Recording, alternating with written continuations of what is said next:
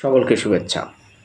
আজ জাতীয় দৈনিক পত্রিকার দুটি গুরুত্বপূর্ণ শিরোনাম নিয়ে আলোচনা করব। প্রথমে আমার হাতে রয়েছে দৈনিক যাই যাই দিন পত্রিকার শিরোনাম, রকিব হুদা আউয়ালদের বিরুদ্ধে মামলা করবে বিএনপি। তিনজন প্রধান নির্বাচন কমিশনার এবং তাদের সাথে সংশ্লিষ্ট যেই নির্বাচন কমিশনার ছিলেন তাদের বিরুদ্ধে বিএনপি মামলা করবে, এমনই একটি তথ্য উঠে এসেছে গণমাধ্যমে। দৈনিক যাই যাই দিন পত্রিকায় সেই নিউজটি করেছেন। 2014 সালে দশম জাতীয় সংসদ নির্বাচন অনুষ্ঠিত হয়েছিল কাজী রকিবউদ্দিন আহমেদের নেতৃত্বে। ওই নির্বাচনটি ছিল একতরফা নির্বাচন। ওই নির্বাচনে 153টি আসনে বিনা প্রতিদ্বন্দ্বিতায় আওয়ামী লীগ এবং তাদের সহযোগী যারা রয়েছে তারা বিনা প্রতিদ্বন্দ্বিতায় নির্বাচিত হয়েছে। ওই নির্বাচনটি নিয়ে নানা বিতর্ক রয়েছে। ওই নির্বাচনটি আসলে দেশে বিদেশে গ্রহণযোগ্যতা পায় নাই। তারপর ওই নির্বাচনে প্রধান নির্বাচন কমিশনার কাজী রকিবউদ্দিন আহমেদ ছিলেন। তার সাথে আরও সংশ্লিষ্ট যারা নির্বাচন কমিশনার ছিলেন তাদের বিরুদ্ধেও কিন্তু বিএনপি মামলা করবে, এরকম তথ্যটি উঠে এসেছে। আর 2018 সালের নির্বাচনটি রাতের ভোটের ইলেকশন, এরকম নানা মন্তব্য হয়েছিল। 2018 সালের ইলেকশনে বিএনপি ঐক্যফ্রন্টের হয়ে নির্বাচনে অংশগ্রহণ করেছিল। ওই নির্বাচনে আগের রাতে ভোট হয়ে গেছে, এইরকম অনেক তথ্য উঠে এসেছে। নানা বিভ্রান্ত সৃষ্টি হয়েছিল। 288টি আসনে আওয়ামী লীগ এবং তার শরিকরা বিজয় হয়েছিল এবং ঐক্যফ্রন্ট পেয়েছিল 8টি আসন পেয়েছিল ঐক্যফ্রন্ট। ওই নির্বাচনটি নিয়েও নানা বিতর্ক ছিল। ওই নির্বাচনটি হয়েছিল KM নুরুল হুদা কমিশনের নেতৃত্বে। KM নুরুল হুদা ছিলেন প্রধান নির্বাচন কমিশনার। ওই নির্বাচনের পর রাজনৈতিক মহলে নানা অস্থিরতা দেখা যায়। বিভিন্ন দল নানা ভাবে মাঠে কর্মসূচি দিতে থাকে।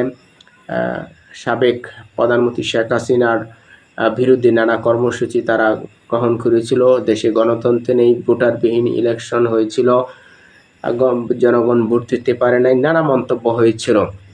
আমি 2018 সালের পর একটি কলাম লিখেছিলাম দৈনিক খোলা কাগজ পত্রিকায় যে 2012 নির্বাচনের আগে, এটা যে এই 2012 নির্বাচনটিকে লক্ষ্য করে এরকম একটি কলাম লিখেছিলাম যে পূর্ণ প্রতীকী হারছে আউয়াল কমিশন। কারণ 2024 যে নির্বাচনটা হয়েছিল সেই নির্বাচনের প্রধান নির্বাচন কমিশনার ছিলেন কাজী হাবিবুল আউয়াল। কাজী হাবিবুল আউয়ালের আওতায় 2024 সালের নির্বাচনটি হয়েছিল, দ্বাদশ সংসদ নির্বাচন। আমি এই নির্বাচনের আগে কলামটি লিখেছিলাম যে পূর্ণ প্রতীকী হারছে কি আউয়াল কমিশন। পূর্ণ যেই পদ বলতে 2014-2018 নির্বাচনের প্রতি কিন্তু হেঁটেছিল কাজী হাবিবুল আউয়ালের কমিশন। সেই নির্বাচনটি আমি ডামি নির্বাচন হয়েছে, এরকম মন্তব্য হয়েছে। আওয়ামী লীগ এবং তাদের দলেরই স্বতন্ত্র প্রার্থীর মাধ্যমে নির্বাচন দিয়ে আমি ডামি নির্বাচন হয়েছে। নানাভাবে তুমুল বিতর্কে ছিল এই নির্বাচনটিও। দেশে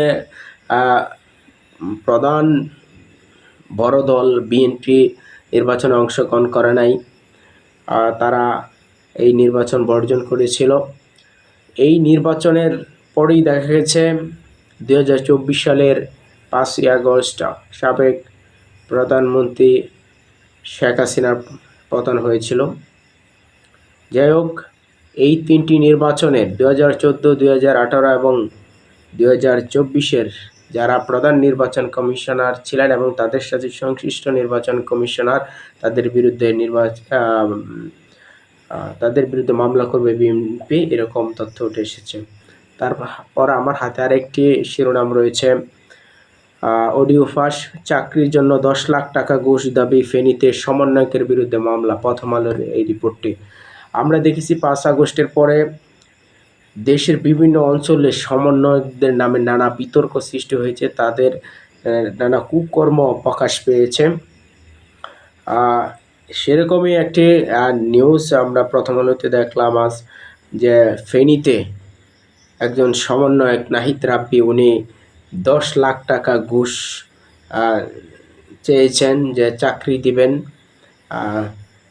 ফেনীর একটি উপজেলা কমপ্লেক্সে একজনকে চাকরি দিবেন বলে আশা দিয়েছেন, সেখানে 10 লাখ টাকার একটি ঘুষ উনি দাবি করেছেন। এই যে সমন্বয়কদের বিরুদ্ধে বিতর্ক সৃষ্টি হচ্ছে, সারা দেশেই দেখা যাচ্ছে তারা নানা অপকর্মে জড়িত হচ্ছে, সেটা নতুন বাংলাদেশে কতটুকু